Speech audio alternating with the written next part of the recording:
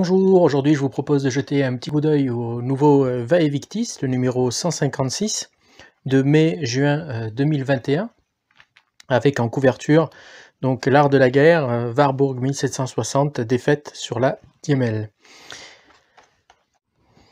Donc voici le sommaire plus en détail, avec différents articles. Alors si vous êtes un habitué de Vae Victis, vous retrouvez toutes les rubriques habituelles, et on va le feuilleter ensemble rapidement. Commençons tout de suite donc avec les nouveautés Hexagone. Quelques opus qui sont intéressants. En ce qui me concerne, c'est From the Land Down Under, c'est l'ASL Action Pack numéro 16, qui me semble intéressant pour moi, pour mes collections. Ensuite, Bayonet and Tomahawks, qui commence à faire parler de lui, ainsi que Rome versus Gold, dont on entend pas mal parler en ce moment. Ensuite, un article de Nicolas Sévaux sur The Lost Valley Dien Bien Phu en solo. Voilà, une bonne présentation du jeu. Je vous invite à le lire si jamais vous appréciez ce genre de simulation. C'est la collection The Hunters, donc de chez GMT. Et ici, on vous propose donc d'incarner l'équipage d'un sous-marin donc italien, donc c'est quelque chose qui est assez rare dans les simulations, et c'est un article de Pascal Toupy. Donc ensuite, Tous les chemins mènent à Yorktown, c'est une simulation qui nous entraîne donc dans le nord des 13 colonies lors de la Révolution américaine, avec la présence des Français. Ensuite, Ariete, ici cette fois-ci simulation historique de la série Tactical Combat Series. Comme son nom l'indique, on va suivre les forces italiennes en Afrique. Alors, après All Bridges Burning, ici, donc un article de Jean-Philippe Gury. Alors, je ne suis pas du tout au point en ce qui concerne ce type de jeu qui ne me parle pas trop. Donc si vous êtes intéressé, je vous laisse juger de la teneur de l'article. Donc ensuite, Granada, chronique donc d'une fin annoncée. Donc on nous propose de suivre ici la chute en fait de l'émirat de Grenade au début des années 1480. Donc voilà, c'est un article de Michel Ouimet. Luc Olivier nous présente Rostov 41, une ville trop loin, c'est la question effectivement qu'on peut se poser lorsque l'on simule cette bataille. Si vous avez suivi, j'ai fait quelques parties de cette simulation.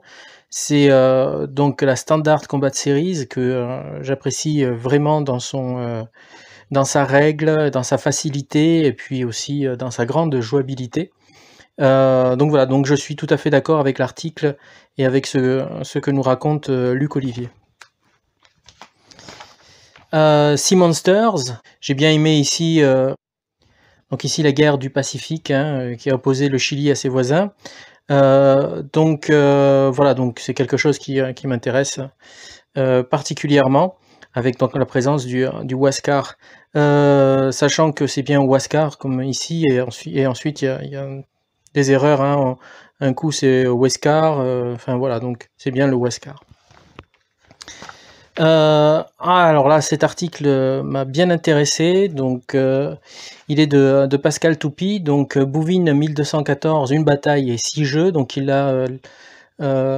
présente les 6 jeux qui sont en lien avec cette bataille. C'est vraiment très bien fait. C'est le genre d'article que j'apprécie parce que voilà, ça me permet à la fois de découvrir une simulation, et pas qu'une, puisque j'en ai plusieurs, et puis je peux choisir ensuite, en connaissance de cause, laquelle va attirer mon attention. Donc voilà, donc merci beaucoup à Pascal Toupy pour cet article.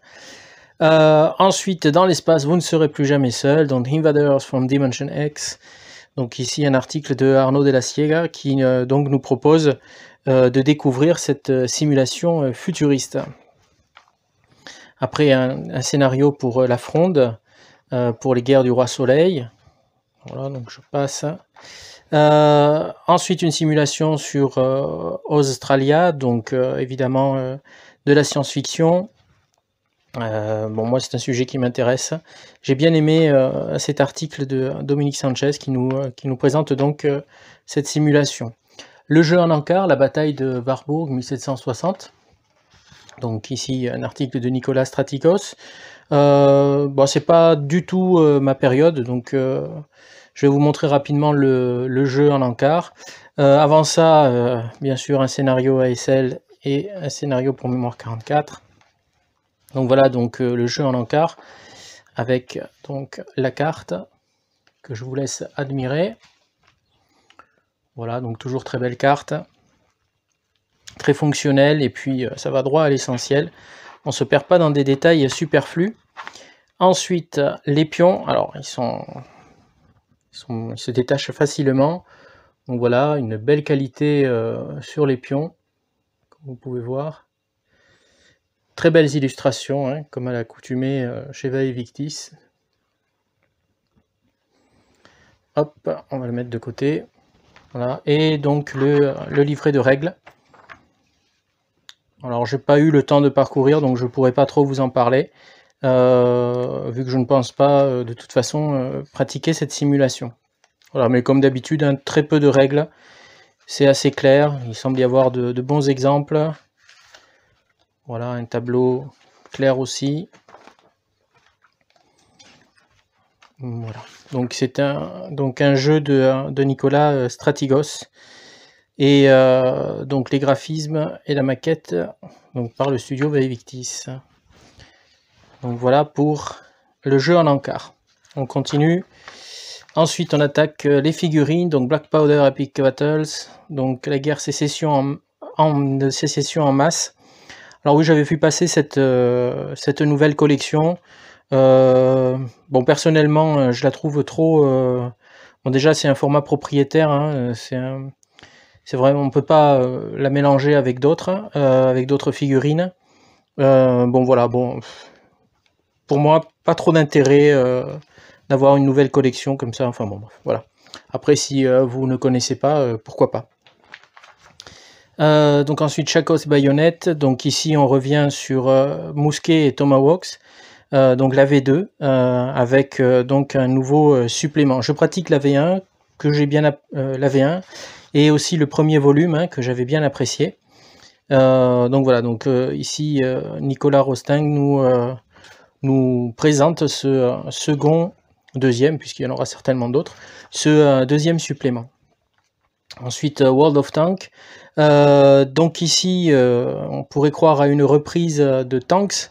Alors moi, je pratique Tanks depuis sa sortie, et j'ai aussi craqué sur World of Tanks, la nouvelle boîte avec les nouveaux chars. Je trouve que Marc Dodino a tout à fait raison en disant que c'est plus qu'un simple réemboîtage, c'est vraiment une règle intéressante à jouer, très rapide. Si vous voulez initier quelqu'un aux simulations historiques avec figurines, eh bien c'est, je pense, un des jeux à privilégier. Donc voilà, donc très bon article, j'ai trouvé, et puis bien présenté. Donc merci donc à Marc Dodino pour cet article. Donc ensuite on continue avec SPQR. Donc bon, je connais pas trop cette série. Ça m'a donné envie de m'y intéresser un peu plus. Donc merci à Patrick Receveur. Ensuite la guerre de 100 ans à l'ouest. Donc ici des scénarios en 15 mm pour Balade au Hanovre. Donc je vous laisserai découvrir plus en détail, hein, de très très belles photos, de très belles tables de jeu. Voilà. Et ensuite, jouet français en moderne, de l'apparition du FAMAS à nos jours. Je me suis arrêté sur les figurines qui sont vraiment très très sympathiques. Voilà, donc je connais pas du tout la règle, enfin pas forcément une règle, hein, mais le poste 45, je suis totalement ignorant dans ce qui existe comme règle. Ensuite, ici la bibliothèque impériale, donc bon, évidemment, concernant Napoléon. Le chariot de guerre hussite. Voilà. Et puis donc encore des figurines, la salle seconde édition, le retour de l'Empire tactique. Voilà. Et puis la revue, des revues, toujours intéressante. Et enfin, donc, ce que je me réserve toujours pour la fin et que je lis avec beaucoup d'attention, donc la bibliothèque stratégique. Donc un grand merci à ceux qui la produisent, donc à Frédéric B, à Jean-Philippe Imbard et puis bien sûr à Philippe No. Voilà, et on termine par quelques nouveautés de règles que vous avez là. Et puis les figurines. Voilà. Voilà pour ce Vaevictis, donc numéro 156 de mai-juin 2021. Alors cette fois-ci, j'ai fait un tout petit peu plus long que d'habitude, à la demande de certains d'entre vous.